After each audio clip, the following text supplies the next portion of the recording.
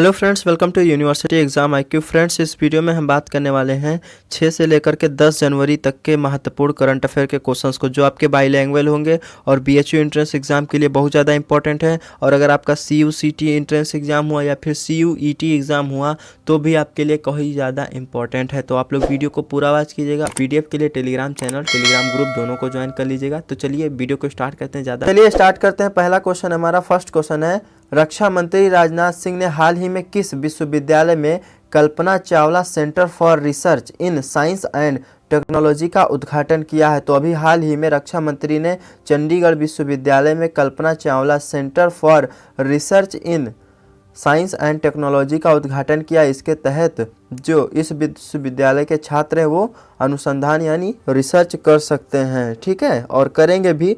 ग्रह, उपग्रह और अंतरिक्ष के बारे में भी ये लोग अध्ययन करेंगे, ठीक है। कल्पना चावला को तो आप लोग जानते होंगे, ये भारत की पहली महिला अंतरिक्ष यात्री थी। और पुरुष पहले अंतरिक्ष यात्री कौन थे, उनका नाम आप लोग को याद रखना चाहिए, राकेश शर्मा थे। कल्पना चावला का जन्म हुआ था 17 मार्च, ठीक है, 17 मार्च 1962 को हुआ था इनका जन्म। और इनकी मृत्यु जो हुई थी वो 1 फरवरी, ठीक है, 1 फरवरी 2003 को हुई थी। और इनकी मृत्यु जो हुई थी ये अंतरिक्ष में ही हुई थी। अंतरिक्ष यान इनका जो है पृथ्वी की कक्षा में बिखर गया था, ठीक है, जिसमें इनके 6 साथियों समेत इनकी मृत्यु हो गई थी, ठीक है, अंतरिक्ष में गई हुई थी कल्पना चावला।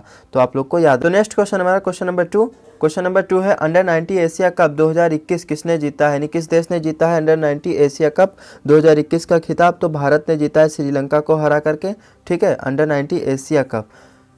श्रीलंका की बात करें तो श्रीलंका की राजधानी है कोलंबो। यहाँ के वर्तमान में प्रधानमंत्री हैं महिंदा राजपक्षे, ठीक है, राजपक्षे। और भारत की बात करें तो भारत की कैपिटल आप लोग को सबको ही पता होगा, ठीक है, दिल्ली है। यहाँ के प्रधानमंत्री कौन है? नरेंद्र मोदी है। और वर्तमान में राष्ट्रपति कौन है? रामनाथ कोविंद हैं, ठीक है। और वेंकैया नायडू उपराष्ट्रपति हैं। गृह मंत्री अमित शाह है। रक्षा मंत्री आपके अभी मैंने आप सभी को बताया क्या है, राजनाथ सिंह है, ठीक है। वित्त मंत्री निर्मला सीतारमण, ठीक है। तो ये सारी चीज़ें आप लोग याद रखिएगा। चलिए आगे बढ़ते हैं। नेक्स्ट क्वेश्चन नंबर 3 है, अंग्रेजी भाषा में साहित्य अकादमी पुरस्कार 2021 किसने जीता है? साहित्य अकादमी ये साहित्य के क्षेत्र में दिया जाता है, जैसा कि मैंने आप सभी को पहले वाले वीडियो में बताया था। अगर आपने नहीं देखा है तो जा करके देख सकते हैं, वीडियो के डिस्क्रिप्शन में लिंक दिया हुआ है। 1 जनवरी से 5 जनवरी के बीच में जो करंट अफेयर का वीडियो मैंने अपलोड किया था उसमें बताया था, लेकिन यहाँ पर भी मैं आपको बताऊंगा। यह भाषा साहित्य के क्षेत्र में दिया जाता है और इसमें लगभग 1 लाख की धनराशि दी जाती है, ठीक है। साहित्य अकादमी में स्टार्टिंग में इसमें 5,000 की धनराशि दी जा रही थी, तो आप लोग ये भी याद रखिएगा। तो चलिए देखिए, अंग्रेजी भाषा के लिए साहित्य अकादमी पुरस्कार 2021 किसने जीता है? तो यह जीता है नामिता गोयल ने, ठीक है, नामिता गोयल ने। ये ऑप्शन आपका सही हो जाएगा तीसरे क्वेश्चन का। तो नेक्स्ट क्वेश्चन की ओर बढ़ते हैं। क्वेश्चन नंबर 4 है आपका, देखिए, किस राज्य सरकार ने जवाहर नेहरू रोड का नाम बदल करके नरेंद्र मोदी मार्ग कर दिया है? तो अभी हाल ही में किस राज्य ने पंडित जवाहरलाल नेहरू के नाम पर एक रोड था जिसका नाम बदल करके हमारे देश के महान प्रधानमंत्री नरेंद्र मोदी जी का नाम रख दिया है? देखिए यहाँ पर आक्रोश है क्योंकि प्रधानमंत्री नरेंद्र मोदी जी बहुत सारे ऐसे काम करते हैं जो सही नहीं होता है। यहाँ पर के देखिए बदलना नहीं चाहिए था इनको, क्यों? क्योंकि ये हमारे देश के पहले प्रधानमंत्री थे और ये स्वतंत्रता संग्राम सेनानी भी थे, ठीक है। तो इनका सम्मान करना चाहिए था, लेकिन यहाँ पर बदल दिया गया है। अब आप लोग क्या कमेंट बॉक्स में कहेंगे उससे मुझे फ़र्क नहीं पड़ता है, लेकिन जो सही है वो मैं बोलूँगा। अभी हाल ही में प्रधानमंत्री मोदी ने सरदार वल्लभ भाई पटेल मोटेरा स्टेडियम का नाम बदल करके अपने नाम पर रख लिया है, प्रधानमंत्री नरेंद्र मोदी मोटेरा स्टेडियम। और उसका जो एंड होता है, एक एंड का नाम रख दिया है अडानी, एक एंड का नाम रख दिया है अंबानी, जो उचित बिल्कुल भी नहीं है। अगर आप छात्र हैं तो आप लोग उठा करके देख लीजिए, ठीक है। और किसने कितना एफर्ट किया हमारे देश के लिए आप लोग को पता चल जाएगा।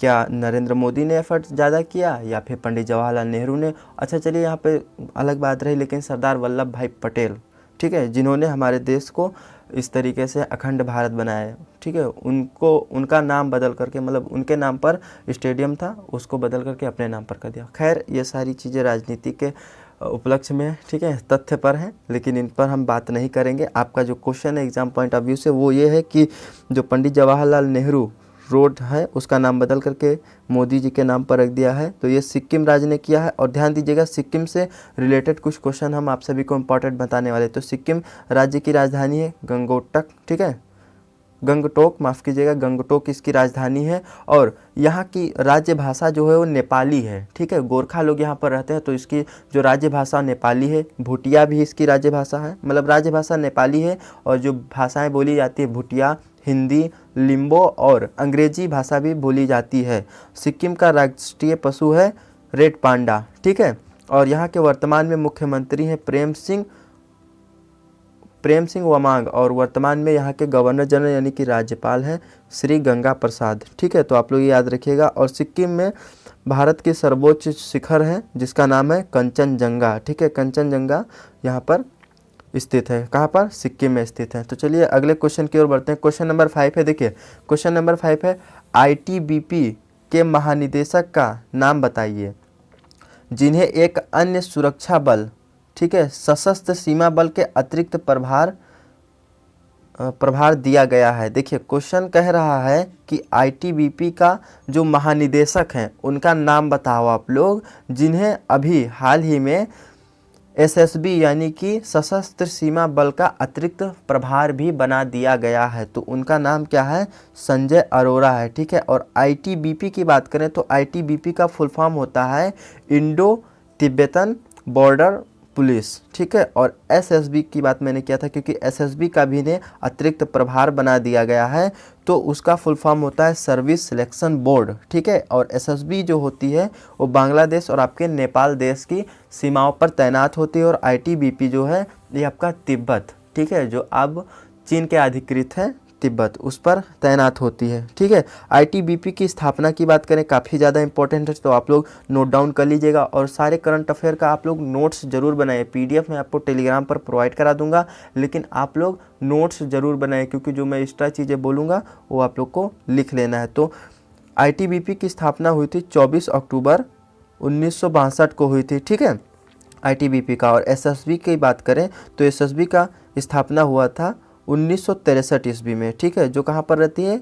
बांग्लादेश और नेपाल की सीमाओं पर रहती हैं, तैनात रहती हैं, ठीक है। तो आप लोग को आई होप समझ में आया होगा। तो चलिए आगे बढ़ते हैं। क्वेश्चन नंबर 6 है और वीडियो बड़ी हो सकती है क्योंकि मैं बहुत सारे एक्स्ट्रा फैक्ट भी बताता हूँ, इसलिए वीडियो बड़ी भी हो सकती है। तो वीडियो अगर बड़ा होगा तो आपका नॉलेज भी बड़ा होगा, ये भी आप लोग समझ लीजिए। तो वीडियो को पूरा वॉच किया कीजिए। तो नेक्स्ट क्वेश्चन है हमारा, क्वेश्चन नंबर 6 है, जनवरी 2022 में शुरू होने वाले 6 महीने के लिए किस देश ने यूरोपियन संघ की परिषद की घूर्णन अध्यक्षता ग्रहण की है? ठीक है, 6 महीने के लिए अध्यक्षता ग्रहण की है, ये फ्रांस देश ने की है। और किसका? यूरोपियन संघ का। यूरोपियन संघ, इसको हम लोग इंग्लिश में बोलते हैं यूरोपियन यूनियन, ठीक है। और यूरोपियन यूनियन यानी यूरोपियन संघ की स्थापना कब हुई थी? काफ़ी ज़्यादा इंपॉर्टेंट है, आप सभी के एग्जाम में संगठन से रिलेटेड भी क्वेश्चन आएगा और उसके स्थापना दिवस है, तो आप लोग नोट कर लीजिए।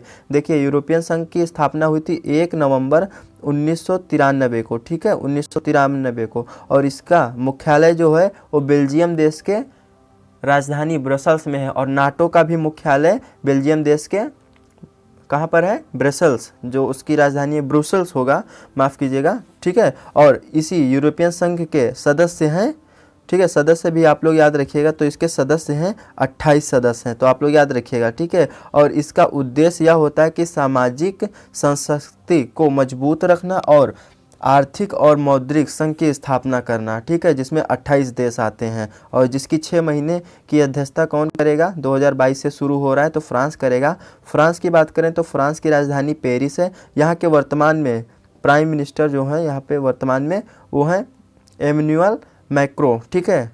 और फ्रांस की करेंसी की बात करें यानी कि मुद्रा की, तो फ्रांस की करेंसी का नाम है द यूरो, तो आप लोग ये भी याद रखिएगा, द यूरो। और यहाँ की जो भाषा है वो है फ्रेंच, जो रोमन है, ठीक है, फ्रेंच यहाँ की भाषा है फ्रांस की। और फ्रांस में दोस्तों एफिल टावर भी स्थित है दुनिया। तो नेक्स्ट क्वेश्चन हमारा क्वेश्चन नंबर 7, यूके बैंक के नए एमडी योम सीयू के रूप में निम्न में से किसने अपना पदभार ग्रहण किया है? तो अभी हाल ही में सोमा शंकर प्रसाद ने यूपी नहीं है। तो नेक्स्ट क्वेश्चन है, क्वेश्चन नंबर 7 है, यूके बैंक के नए एमडी तथा सीईओ के रूप में निम्न में से किसने अपना पदभार ग्रहण किया है? यानी कि सीईओ और एमडी दोनों बने हैं हाल ही में यूके बैंक के। तो कौन बने? सोमा शंकर प्रसाद बने। यूके बैंक की बात करें तो इसकी स्थापना हुई थी 6 जनवरी 1943 को, ठीक है, 6 जनवरी 1943 को इसकी स्थापना हुई थी और इसका मुख्यालय कोलकाता में है, ठीक है, कोलकाता पश्चिम बंगाल की राजधानी है, वहाँ पर है, ठीक है। तो यूके बैंक के अभी हाल ही में नए एमडी और सीईओ दोनों बने हैं सोमा शंकर प्रसाद। तो क्वेश्चन का बी ऑप्शन सही हो जाएगा, आप लोग याद रखिएगा। चलिए अगले क्वेश्चन की ओर बढ़ते हैं। क्वेश्चन नंबर 8 है हमारा, दक्षिणी ध्रुव पर अकेले पहुंचने वाली पहली अश्वेत महिला निम्न में से कौन बनी है? तो ब्रिटिश मूल की सिख है ये सेना अधिकारी, इनका नाम है प्रीत चंटी। ये बनी है पहली दुनिया की अश्वेत महिला जो कहाँ पर पहुंची है? दक्षिणी ध्रुव पर। दक्षिणी ध्रुव यानी कि साउथ पोल, आप सभी को पता है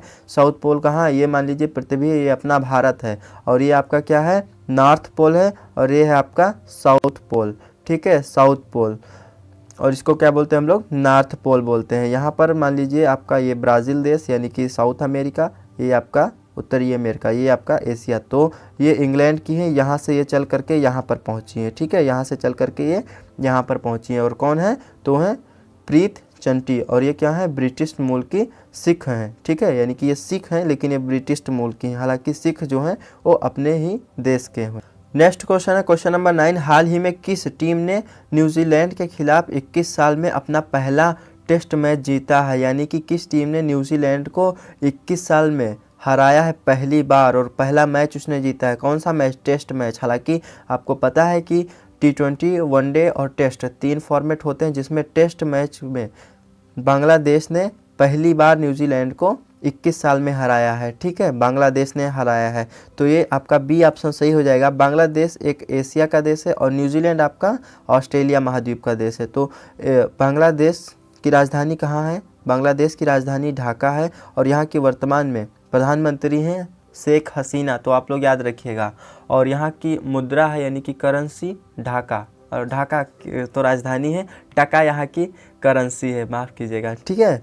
और न्यूजीलैंड की बात करें तो न्यूजीलैंड की राजधानी वेलिंगटन है और यहाँ की करेंसी है डॉलर, न्यूजीलैंडी डॉलर, ठीक है। तो आप लोग ये भी याद रखिएगा। और दोस्तों आपको पता है कि सुंदरवन का डेल्टा अधिकांश जो है वो कहाँ पर स्थित है? बांग्लादेश में। और सुंदरवन का डेल्टा जो है वो भारत के पश्चिम बंगाल में भी है, पश्चिम बंगाल राज्य में। तो इस क्वेश्चन का आपका बी ऑप्शन सही हो जाएगा, बांग्लादेश ने न्यूजीलैंड को 21 साल में हराया है। तो चलिए अगले क्वेश्चन की ओर बढ़ते हैं। क्वेश्चन नंबर 10 है, बहुत ज़्यादा इंपॉर्टेंट है, ध्यान देख करके आप लोग करिएगा और इसको सब नोट कर लीजिएगा, कुछ क्वेश्चन भी इस पर हम बताएंगे। तो देखिए, केंद्र सरकार ने जनगणना 2021 को निम्न में से कब तक के लिए स्थगित करने का फैसला लिया है? तो पहले तो आप लोग ये जानिए कि जनगणना जो होती है वो 10 साल पर होती है। जो आपका आखिरी बार हुआ था यानी कि लास्ट टाइम जो हुआ था वो 2011 में हुआ था और इसका जो टाइम था वो 2021 में होना था, लेकिन कोरोना के वजह से ये नहीं हो पाया था। तो केंद्र सरकार ने 2021 वाले जनगणना को कब तक के लिए स्थगित कर दिया? तो सितंबर 2022 तक के लिए स्थगित कर दिया है, ठीक है। भारत में सबसे पहले जनगणना कब हुई थी? तो आप लोग नोट करिएगा 1872 में, ठीक है, 1872 में सबसे पहले लॉर्ड रिपन ये वायसराय था ब्रिटिश साम्राज्य का, ठीक है, ब्रिटिश लोगों का।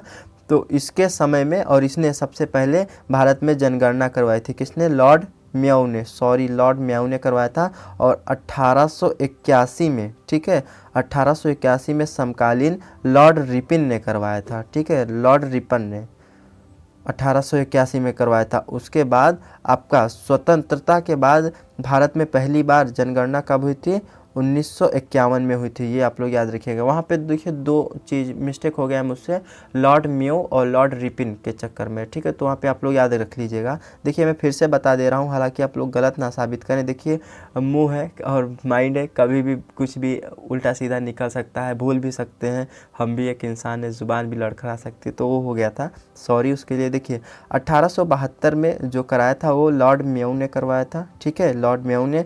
और 1881 में जो समकालीन करवाया गया था वो लॉर्ड रिपन के टाइम में करवाया गया था। और ब्रिटिश साम्राज्य का स्वर्णकाल भारतीय लोगों के लिए लॉर्ड रिपन के ही टाइम को कहा जाता है, क्योंकि इसने प्रेस को आज़ादी दी थी और जो हमारे देश के पत्रकार थे वो सब कुछ आसानी से और स्वतंत्रता पूर्वक लिख सकते थे, क्योंकि बाकी वायसराय के समय में ऐसा नहीं होता था।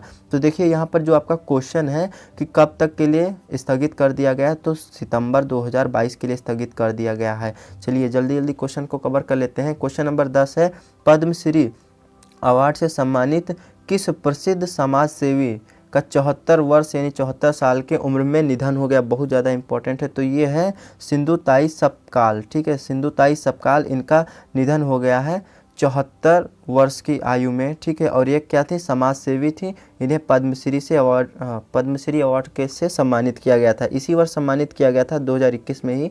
और देखिए आपका जो पद्मश्री होता है ये कई सारे क्षेत्रों में ये पद्मश्री पुरस्कार दिया जाता है, अवार्ड दिया जाता है। जैसे कि आप लोग को मैं बता देता हूँ, आप लोग नोट डाउन कर लीजिएगा, फिर याद कर लीजिएगा। जैसे पद्मश्री जो है वो कला के क्षेत्र में, शिक्षा के क्षेत्र में, उद्योग के क्षेत्र में, साहित्य के क्षेत्र में, विज्ञान के क्षेत्र में, खेल के क्षेत्र में, चिकित्सा, समाज सेवा और सार्वजनिक क्षेत्रों में पद्मश्री अवार्ड दिया जाता है। और जो सिंधुताई सपकाल को दिया गया था ये समाज सेवी थी। ठीक है, यानी समाज सेवा के लिए दिया गया था।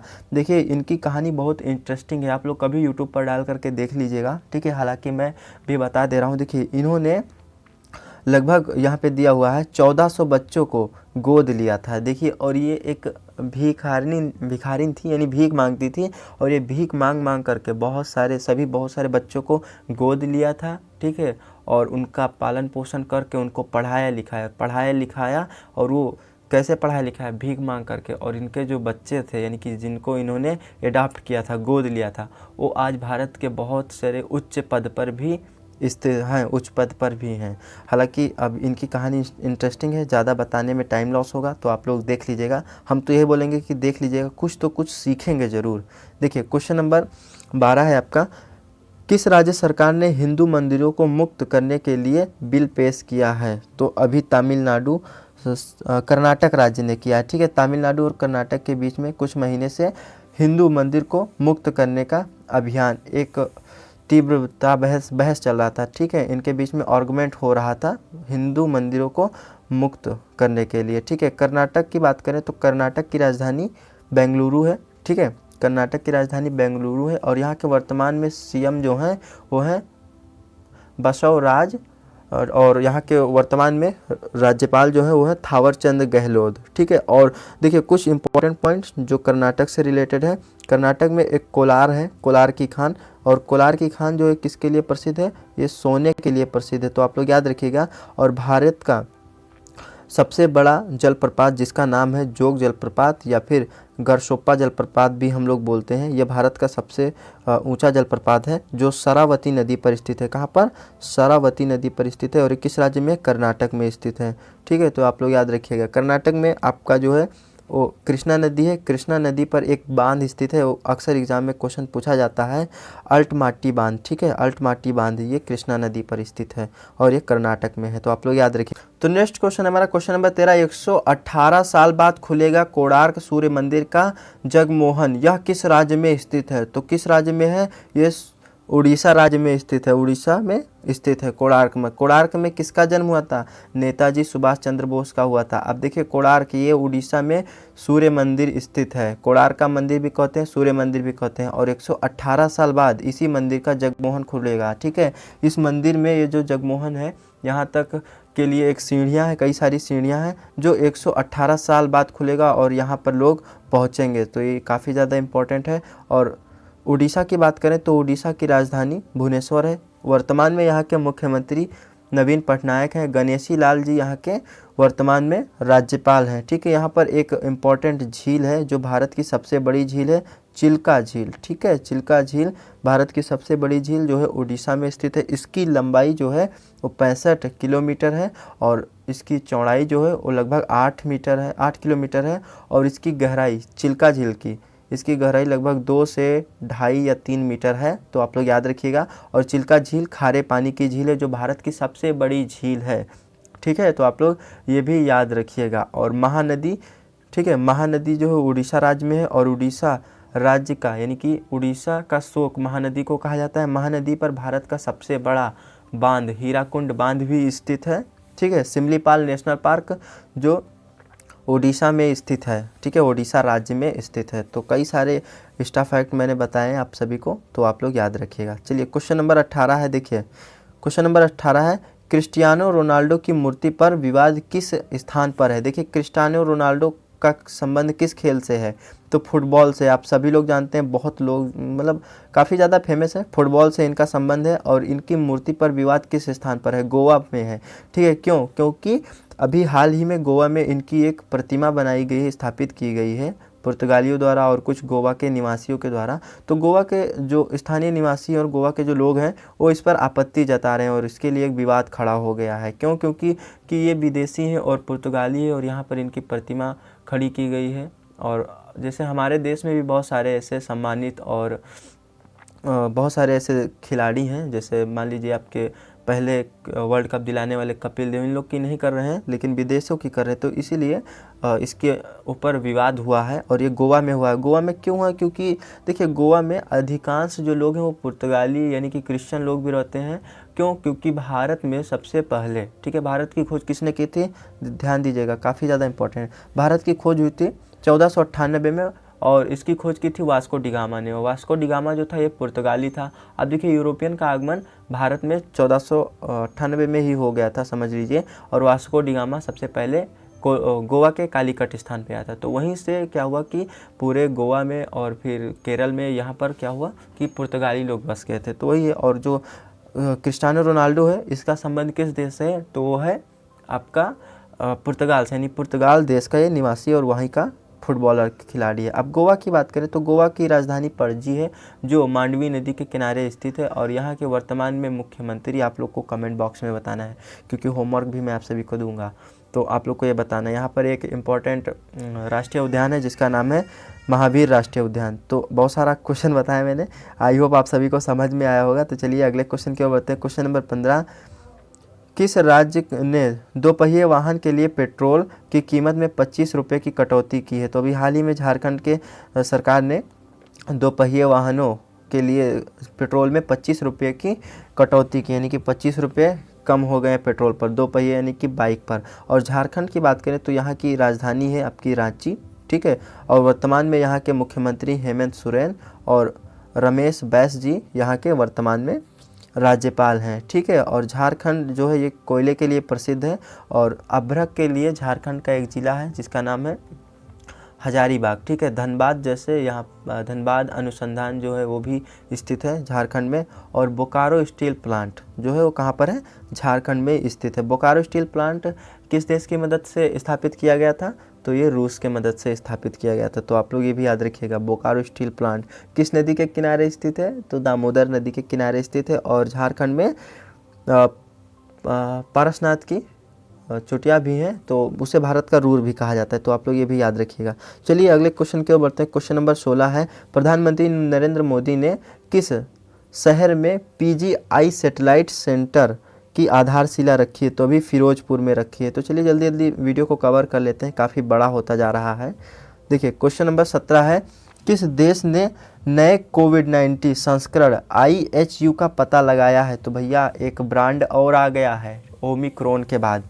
तो आप लोग अपने अपने घरों में रहिए, सुरक्षित रहिए, मास्क लगाइए, जैसा सभी लोग बोलते हैं वैसा हम भी बोलेंगे। और पढ़ते रहिए, देखते रहिए। देखिए फ्रांस ने पता लगा लिया है कि कोविड-19 का एक और भी ब्रांड आ गया है जिसका नाम है IHU। और अगर BHU लगा देते तो गलत नहीं होता, क्योंकि पिछले 2 साल 2020 से बंद पड़ा है। हम लोग तो सड़े जा रहे हैं बैठे बैठे ऑनलाइन पढ़ते पढ़ते, ठीक है। तो BHU ही लगा दिया होता, क्योंकि BHU को सबसे ज़्यादा कोरोना है, वो बंद ही रखा है, सब कुछ बंद कर रखा है। आप भी BHU का सपना देख रहे हैं तो आइए पढ़ते रहिए। लेकिन देखिए फ्रांस ने पता लगाया, और फ्रांस के बारे में मैंने आप सभी को स्टार्टिंग में बता ही दिया था, तो अब उस पर नहीं बताने वाले हैं। क्वेश्चन नंबर 18 है, स्वच्छ गंगा के लिए राष्ट्रीय मिशन के लिए नए महानिदेशक के रूप में किसे नियुक्त किया गया है? तो किसे नियुक्त किया गया है? तो जी अशोक कुमार को नियुक्त किया गया है गंगा जी की स्वच्छता करने के लिए, ठीक है। चलिए अब नेक्स्ट क्वेश्चन हमारा क्वेश्चन नंबर 19 है, कौन सा देश 46 देशों के लिए तो नेक्स्ट क्वेश्चन हमारा क्वेश्चन नंबर 19 है, कौन सा देश 46 देशों के मेगा नौसैनिक युद्ध तो नेक्स्ट क्वेश्चन हमारा क्वेश्चन नंबर 19 है, कौन सा देश 46 देशों के मेगा नौसैनिक युद्ध एक्सरसाइज मिशन होगा यहाँ पर, मिशन 2022 की मेज़बानी करेगा तो अपना देश भारत करेगा विशाखापट्टनम में, ठीक है।